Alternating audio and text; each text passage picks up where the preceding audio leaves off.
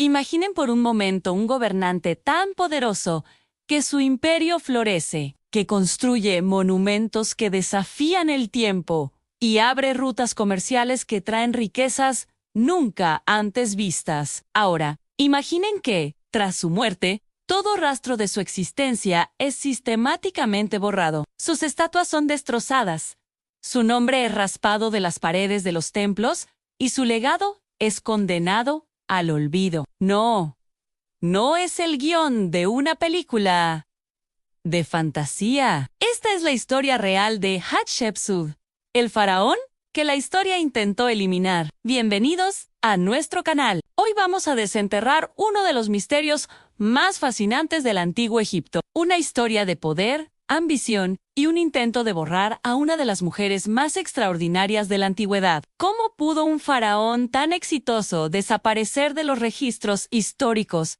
durante casi 3000 años? Quédense conmigo, porque la verdad es mucho más sorprendente de lo que imagina. Para entender la historia de Hatshepsut, tenemos que viajar al siglo XV a.C., a la dinastía 18 de Egipto, una época de oro para el imperio. Hatshepsut no nació para ser faraón. Era la hija del faraón Tutmosis y su esposa principal, la reina Amose. Esto le daba una sangre real de un linaje impecable, algo que sería crucial más adelante. Como era costumbre, se casó con su medio hermano, Tutmosis II, para consolidar la línea de sucesión. Juntos, tuvieron una hija, Neferura, pero Tutmosis II tuvo un hijo varón con una esposa secundaria, el futuro Tutmosis III.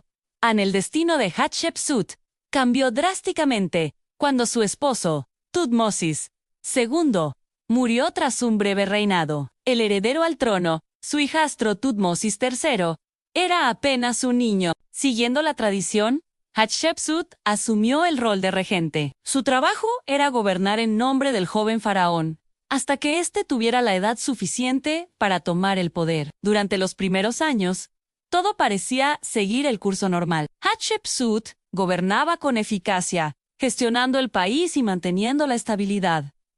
Pero ella tenía planes mucho más grandes. No se conformaba con ser una figura temporal. Hatshepsut era ambiciosa, inteligente y, sobre todo, sabía que tenía el derecho divino de gobernar por su linaje puro. Así que, en un movimiento sin precedentes y audaz, alrededor del 7º año de su regencia, Hatshepsut tomó una decisión que cambiaría la historia de Egipto. Se autoproclamó faraón. No reina, sino faraón, con todos los títulos y poderes que eso implicaba. Para legitimar su posición en una sociedad patriarcal, hizo algo increíble. Adoptó toda la iconografía masculina de un faraón. En estatuas y relieves, se la representa con el cuerpo de un hombre, vistiendo el faldellín real, el tocado nenes, e incluso la barba postiza ceremonial, un símbolo exclusivo del poder faraónico. Pero ¿cómo convenció a una nación entera de aceptar a una mujer como su rey divino? Aquí es donde entra en juego una brillante campaña de propaganda. Hatshepsut ordenó a sus artistas y escribas que reescribieran su propia historia. Creó un mito de su nacimiento divino, afirmando que el dios Amon-Ra, la deidad más importante de Egipto, había visitado a su madre en la forma de su padre, Tutmosis, y la había engendrado. Los relieves de su magnífico templo, en Deir el-Bahari, cuentan esta historia con todo lujo de detalles. Era un mensaje claro: su derecho a gobernar no venía de su esposo, sino directamente de los dioses.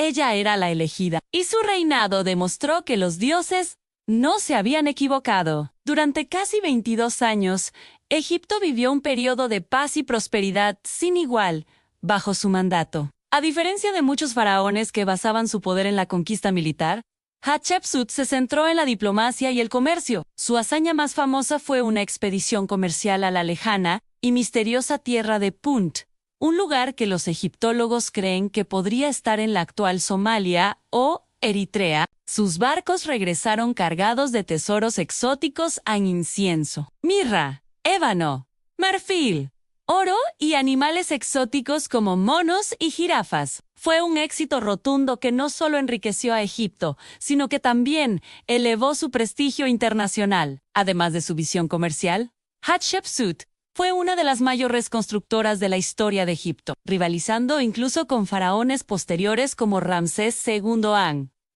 Su legado arquitectónico es simplemente impresionante. Restauró templos que habían sido dañados durante la ocupación de los hicsos y emprendió un programa de construcción masivo por todo el país. Erigió majestuosos obeliscos en el templo de Karnak, los más altos que el mundo había visto hasta entonces. Pero su obra maestra, la joya de su reinado, es sin duda su templo mortuorio en Der el-Bahari, llamado Yeser Gezera, que significa el más sagrado de los sagrados.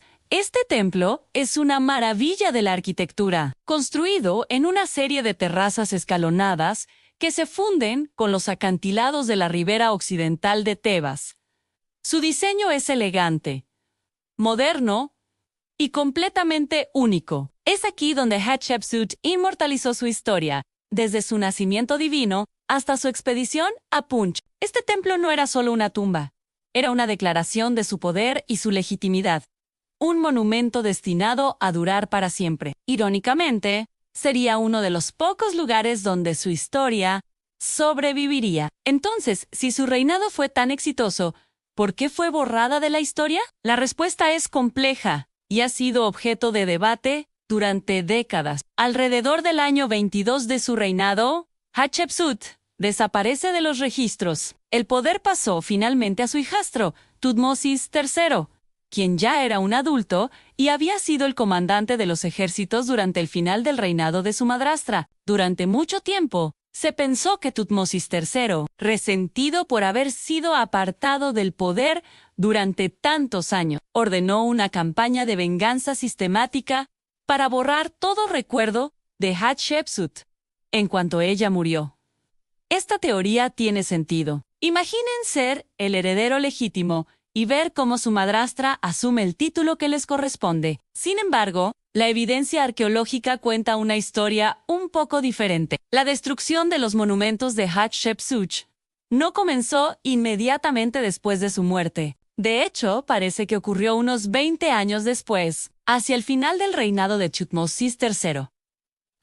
Esto sugiere que el motivo podría no haber sido una simple venganza personal. Una teoría más moderna y aceptada es que la eliminación de Hatshepsut fue una decisión política, calculada y fría, para restaurar el orden tradicional. La idea de una mujer faraón iba en contra del concepto de Maot, el orden cósmico y la justicia divina que regía la sociedad egipcia. Un faraón masculino era esencial para mantener este equilibrio. Al borrar a Hatshepsut, Tutmosis III y sus sucesores no estaban necesariamente atacando a la mujer, sino eliminando una anomalía histórica, un precedente peligroso que podría desestabilizar la línea de sucesión y el concepto mismo de la monarquía. Querían asegurarse de que la línea de sucesión fluyera directamente de Tutmosis y a Tutmosis II y luego a Tutmosis III, como si Hatshepsut nunca hubiera interrumpido esa cadena masculina. El intento de borrarla fue increíblemente minucioso. Sus estatuas fueron hechas pedazos y enterradas en fosas. Su nombre y sus imágenes fueron raspados de los relieves de los templos y reemplazados por los de su padre, su esposo o su hijastro. Sus obeliscos en Karnak fueron tapiados con muros para ocultarlos de la vista. Durante casi 3.0 años, su nombre se perdió en las arenas del tiempo. Los egiptólogos del siglo XIX, al leer las listas de reyes, veían un hueco inexplicable en la dinastía XVIII, un reinado que no tenía sentido. El misterio comenzó a resolverse a principios del siglo XX. En 1903, el arqueólogo Howard Carter, quien más tarde descubriría la tumba de Tutankamón, encontró 2 sarcófagos en una pequeña tumba. La KV-60, en el Valle de los Reyes Anuno, contenía a la nodriza de Hatshepsut, pero el otro contenía una momia anónima. Décadas más tarde, en 2007, el egiptólogo Zahi Hawass lideró un equipo que utilizó tecnología de vanguardia para analizar esta momia. Dentro de una caja que contenía los órganos momificados de Hatshepsut, encontraron un diente. Un escáner de la momia anónima reveló un hueco en su mandíbula que coincidía perfectamente con ese diente.